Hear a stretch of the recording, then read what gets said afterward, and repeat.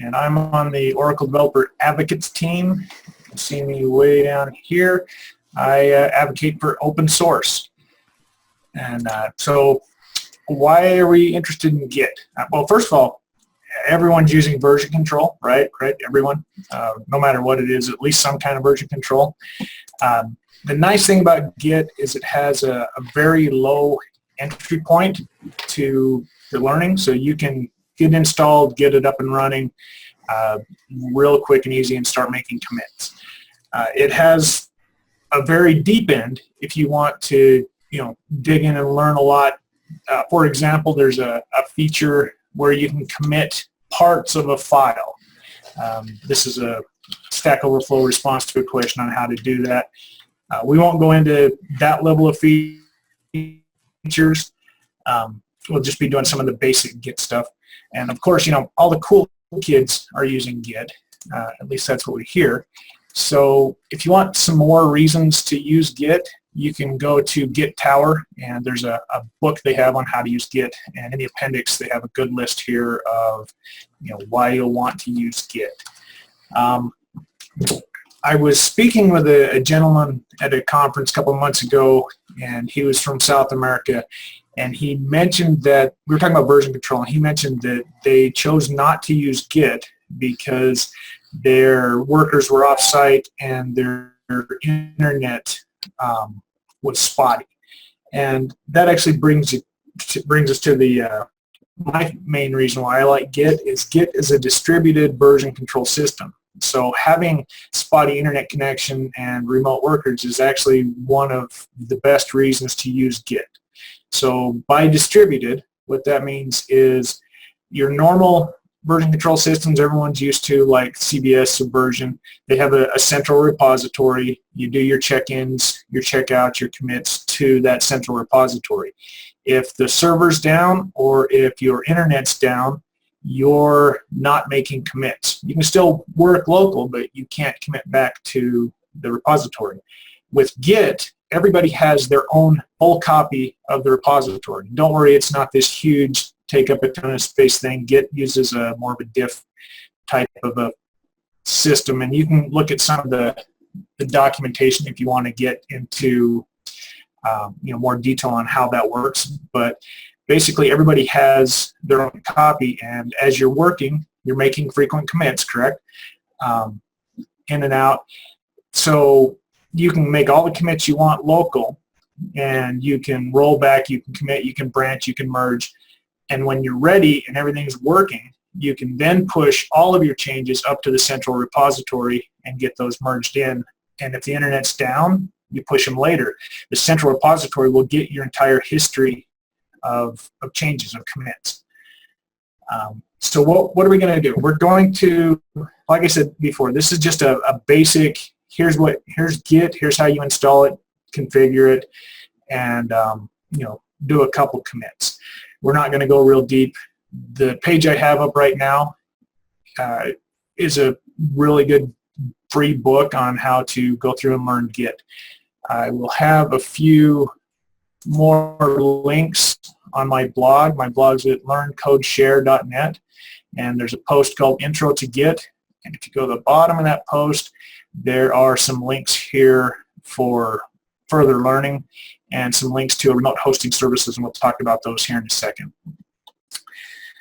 Okay, so that's the learning aspect. What we're going to do is we're going to install or talk about installing Git. I've already got it installed, and how to configure it once you get it installed. We're going to start a Git project, both local, brand new, fresh project, and pull one from a remote repository. We're going to walk through the steps on how to make a change, how to stage the changes, and how to do a commit. And we're going to do this in the command line and using SQL Developer. Now, you can use most of your IDEs nowadays have a Git integration built in, so you can use the fancy GUI tools. I prefer to use the command line. Maybe I'm old, but with the command line, it seems like I have so much more control to do the things, the nitpicky things that I'd like to do. Plus, I'm always curious. I like to see how things work in the background, but both work equally as well. That's just why I like the command line. So some terms that we're going to go over, we're going to talk about clone and init. That's how you get your repository started. If you have code sitting on your box and you would like it to be a Git repository, then you'll do a git init command. We'll go over these commands and examples here in a second. If you're pulling from a remote, your first step would be to clone it local. So now you have a clone of the remote repository like we talked about the distributed part. We're going to talk about pull, P-U-L-L. That's where you've made changes and you want to pull the latest changes from the remote into your system. You merge all the changes, then you do a push. That's where you take all of those commits we talked about and push them back up to the remote system. I'm sure you've heard the word fork. Fork is, it's not a bad thing. Fork takes a copy of the remote repository and makes your own copy of it. You typically do this like in GitHub if you wanted to fork somebody else's project and then do whatever you want. Typically the intention of a fork is not to merge the whole project back but to do pull requests, and we're not going to really get into what that means other than that's typically how you would contribute to an open source project. And we'll talk a little bit about that. The other terms are pretty common with all other version control systems: commits, branches, merging, and we're not going to get into branching and merging. There are a lot of very deeply held opinions on branching and merging. Hang on, this window just blocked me. There we go. There's a lot of almost religious beliefs on how you should branch your project. So we're not going to get into that other than to say it's actually really easy to do branching. Do some research if you want to figure out what scheme, branching scheme works best for you. All right, so how do we get started with this? If we go back to just the git-scm.com, this is Git. You can download and install it. It's just a regular install type of a procedure. And when you install it on Windows, you get this fancy little Git bash program, which gives you a Linux-like command line experience. It will help with a few things. Windows does not handle the carriage return line feeds the same as other operating systems. So this helps keep things more in sync. So what do we do here? Let's have a look at what we got. LS space LS. My fingers are not having enough coffee in them yet. You'll see I have a project here already started called DynoDate. All right. So what DynoDate is this is a project we're working on in the developer advocates team. It's kind of a demonstration / learning platform. It's going to demonstrate certain Oracle features that may not be that commonly used, such as spatial queries or advanced queuing and whatnot. But the intention is to have it done in multiple languages. So if you're a Python guy, you can go in here and do your project in Python. If you're a Node.js gal and you want to go do Node.js, you can see the same features in Node.js. Or if you're transitioning from a language, you can see how it works one way or the other. But you'll see I do have a file called gitignore that I left in here, but there is no .git directory. And I'll talk about the gitignore in just a second. So here's a file. There is no Git repository yet. We want to get that started. We type in, I skipped a step, sorry. Before we start doing this part, we want to do two little configs. We want to type in git config -- global. This is going to make it the same for all of your projects. User -name, and then my name Carter, and hit enter. Now I just saved it for all Git projects. We're going to do similar command, but it's user.email, and my email address, if anyone wants to send me questions later, is blaine.carter@oracle.com. Okay, so now Git is installed and configured. Those are the two main things to get configured. At this point, you're up and running. Now, back to where I was before. Git init. Notice I'm in the dynodate directory. I just type git init, and it does its thing. So now if we take a look, we have this git directory. You would not get the git ignore, and so let me open git ignore to show you what that is. Git ignore here. Okay, so git ignore is just a way to say don't check in files that end with star.bup. Ignore this directory.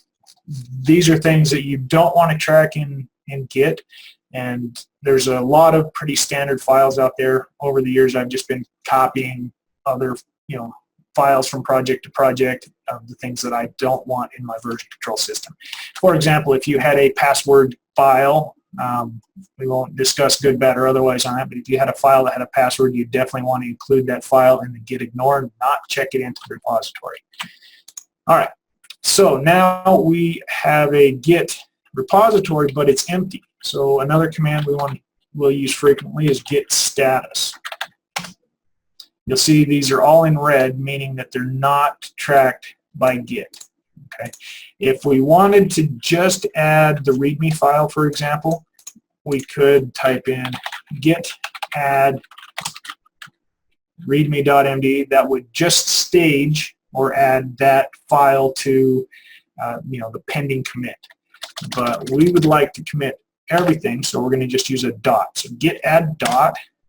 Now you see all those LF, CRLF warnings. That's because this is a Windows file, or was done on a Windows machine, and the Git nicely converts those to Linux way of handling the carriage return line feeds.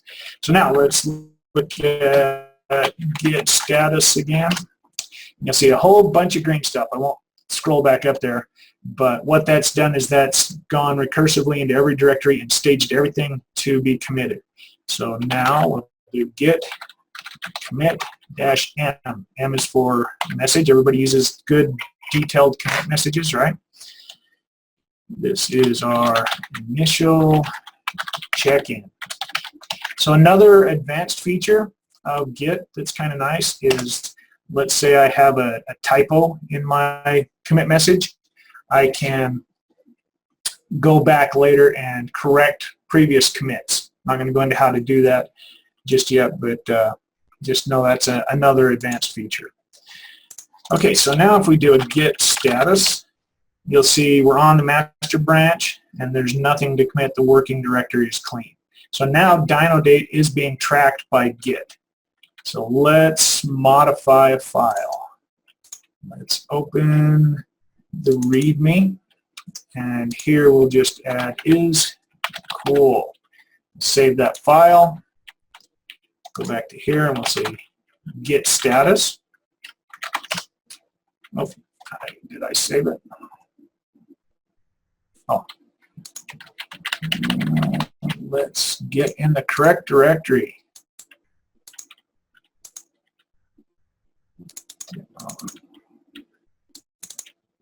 All right. Is cool. See, that's why we use git status all the in between each command, just to make sure that you're getting what you expected. There we go. So it's been modified. I'm going to git add. Now I could just add specifically the file or dot. I get kind of lazy and tend to do dot to get all of the changes. We'll do another git status. Make sure it's in green. Then we will do a git commit, and of course we always use really great commit message goes here. Okay, now it is changed, staged, and committed. Now this is all still local on my machine, so this is not, I'm not connected to a remote repository. So let's get down to here. Now, remote repositories. Git is not equal to GitHub. They're not the same thing. You'll often hear people say, I installed GitHub on my machine. GitHub is a remote hosting service, so you can host your repositories there. You can also host them at some of the other There it is. Here's some other remote hosting services that you can use. I like Bitbucket. I've used that before. GitHub is great. I'm not saying don't use GitHub. It is a really good service. So now what do we want to do? We want to cd back up to our directory.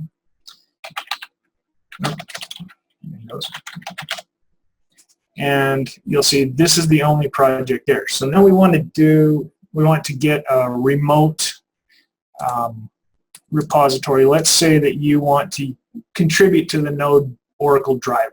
So if you go to GitHub/Oracle, you'll see a lot of Oracle's open source projects here that you can go in. Some of them you can make contributions to, some of them are just for learning. This one does have the ability to contribute to, so here's the contribute file. Read through this and it'll tell you here's how you get your changes into the project if you'd like.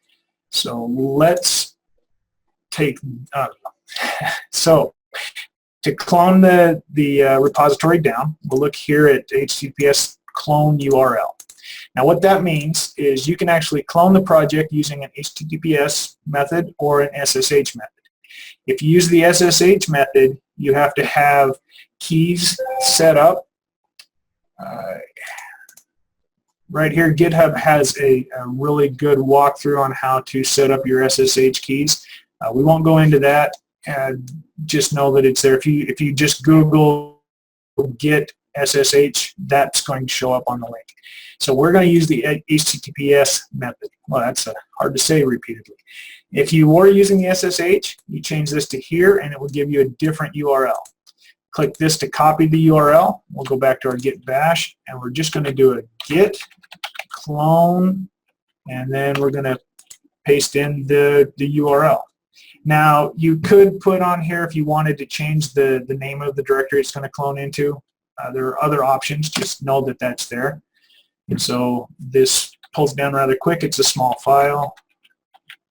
And you'll see now we have a node Oracle DB directory. If we cd into there, you'll see we have all of the files in there. We can do the same thing that we just did previously, change a file, status. In fact, let's do a git status so you'll see that since we cloned it, it's already up to date. If we made a change, we do a git add, git commit with a good message and start making our changes.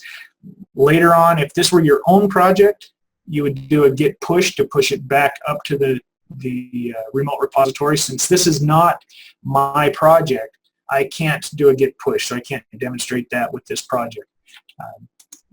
We can, if you're more interested in that, you can Google it or you can send me an email later and I can walk you through that part. We just know this is the same functionality. So now, what about IDEs? So here we have SQL Developer, and we're going to pick a different project. Let's say you wanted to learn something new. You wanted to learn about Oracle XML DB, for example. So we'll look at back on the Oracle's GitHub page.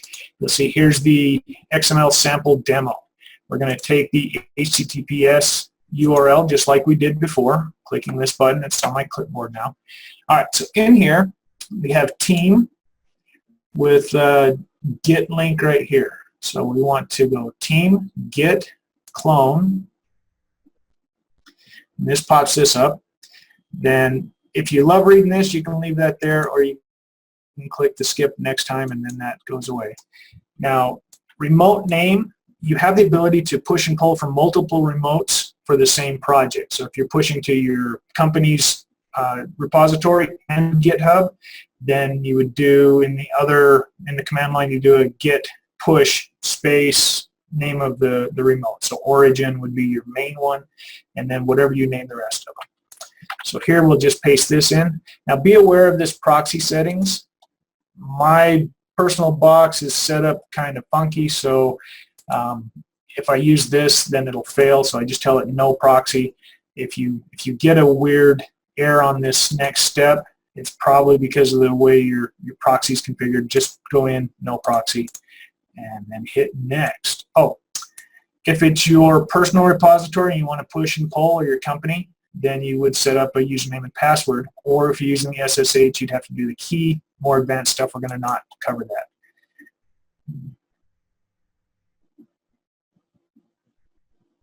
Okay, unexpected error. Let me read real quick.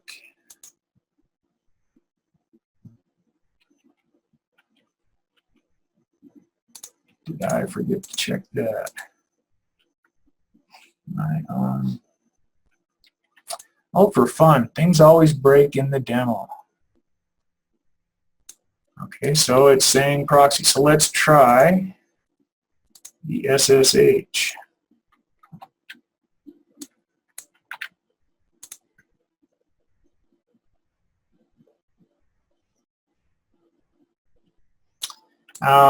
Okay, that's why in cleaning this up, I had already set up this project and walked through, and then I cleaned myself up, and I didn't clean it up really well. So we're going to switch repository. What that is the directory is still in my history, and I did not reset all of the stuff in here. So we're going to pull this one instead, and it's still not working. All right. This is, like I said, this is my fault from cleanup. We'll come back to this later. Had that worked, it would have just done a clone like the other one did, pulling down the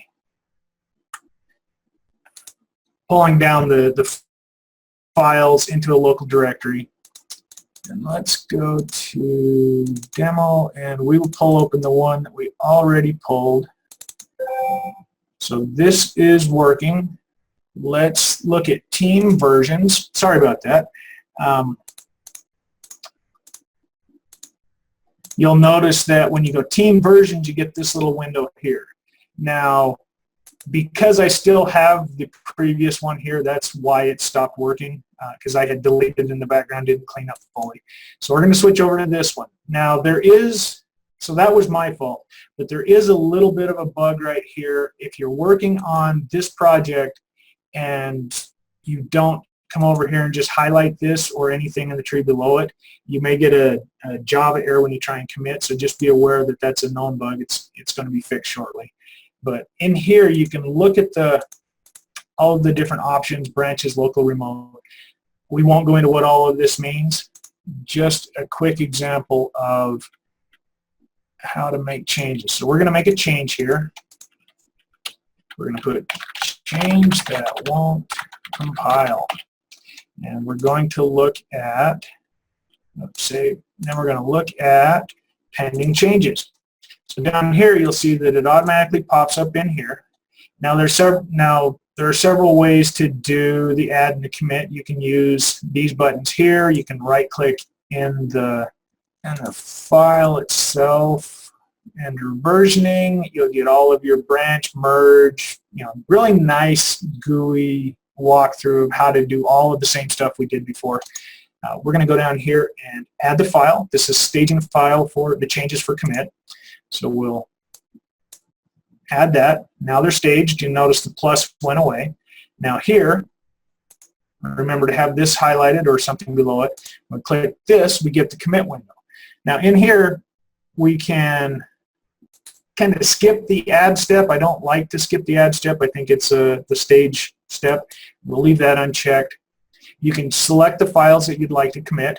You can change the email address that you want to show up as the committer. Remember back when we did the git config step? That's what sets this, so that people on your project can see who made the changes. So here we have another really great message. And this will remember some of your commit messages. So if you're doing something similar, you can just go to your history and then hit OK. Now my file is committed, and you'll notice it went away down here. Now with the GUI, like I said, you can do almost everything from the GUI that you can do with the command line. And there are just a few things that you'll have to do at the command line. Now, when you're Googling for how do I do this in Git, you may or may not get, you'll get more information if you're looking for the command line option or answers, because more people, it's more common. More people will respond to the command line. Now, if you remember back at the beginning, I was talking about how I was speaking with the gentleman from South America, and he had said that, you know, if we're offline, we can't, you know, we can't use the repository. So I'm going to go ahead and demonstrate how to do Git changes when you're disconnected from the internet. So I'm going to go ahead right here and disconnect my internet. Just kidding. That would have been kind of that would have been a bad thing. Play with it yourself. Go ahead and try it with and without the internet. You'll see that all of your changes get saved locally. If you, when you're ready, after you've made your changes, you could do git push. Now this won't accept the push because I don't own the remote repository. So you would put the repository URL, your credentials, I can't do it. Pick the branch that you want to push up, and then you do the push, and then that syncs up your remote repository. Now, one last thing on pushing and pulling.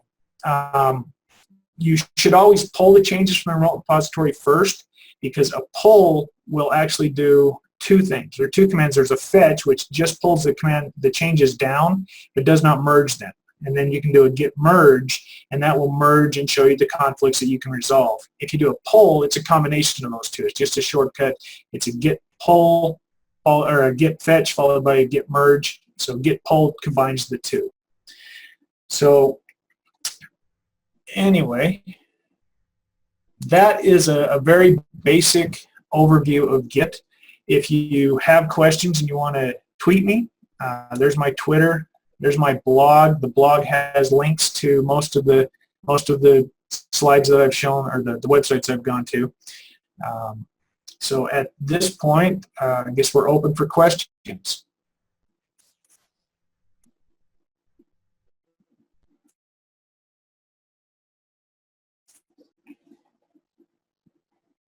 All right. If there's no questions on the channel, then once again, like I said, you can follow up with me on either Twitter, on my blog, or send me an email, blaine.carter@oracle.com. And I really encourage you to go try out Git. It is simple. You know, install it, initialize a project. When you're done, if you want to clean up, all you have to do is delete that .git folder and this file if you'd like, and Git's gone. You don't have to, you know, it's not going to mess up your stuff. It's a great tool for learning how to do version Blaine, control. I do have a question for you. So, Can you hear me? Great. What would you say are the main differentiators between Git and other version control systems you've used or you know are out there in terms of why people would switch to this, why it's so generating so much excitement? I think the number one reason why so many people are trying Git is because it is so easy to try. The steps I did at the beginning where you download and install, followed by the 2 git config, and those 2 git config commands, setting your name and email, those are optional. You can just install, move to a directory, do a git init, git add, git commit, you're version controlled. You can do that all local without risking messing up your team's project. You don't have to have someone set up a server and install CBS or SVN somewhere on a server and then have the connections and the credentials and all of that. You can just do it local and start learning how to version control. And with just a couple commands, you know, git init, git clone, push, pull, fetch, merge, with just a few simple commands which you can learn in the documentation here. If you run through this at the Git site, run through their book, it's so easy to get proficient quickly with the basic functionality. Now the advanced functionality, like the committing partial changes in a file, that's, you know, I don't even use that other than, hey, that's cool. But it's there, and there are so many things you can do. If you mess something up, it's a lot. I found it a lot easier with Git to roll back commits or to unstage changes, and branching and merging is simple. So if I want to create a new branch, see if I can off the top of my head remember this. So if let's say I make a change and I want to roll it back, you can just check out the last version that you want to roll back to. So git checkout and then the commit marker. I'd have to do a little bit more. My time's running a little long here, but just know that git checkout is how you would clean up if you made a mistake. But you can also do git checkout -b test. And now what that did is I checked out the current version, the last commit. So if I haven't, any changes that I had made and not committed, if I just did a git checkout, it would overwrite those changes. The -b test takes those changes instead and switches me to a new branch. So now I'm actually on a test branch, called test anyway, and I can do whatever I want in this branch, and if I mess it up really bad, I can just drop the branch. And so the short answer to that question is Git looks really hard to a lot of people, but with just, if you get through a couple chapters of this book, it is so easy to get started, and it's so easy to clean up after your mistakes and get going. So it looks hard, is easy, and it's personal, and it's widespread. Does that answer the question? Yes, thanks very much.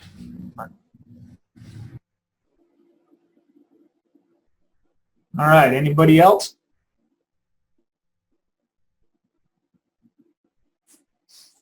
Okay. So I will switch back over to here. So anybody that's missing the links can see my Twitter and my blog, and I'll stay on for a few minutes in case anybody wants to send a chat. And if you're too shy to speak up on the voice, that's understandable. I typically am. But thank you for your time, and have fun using Git.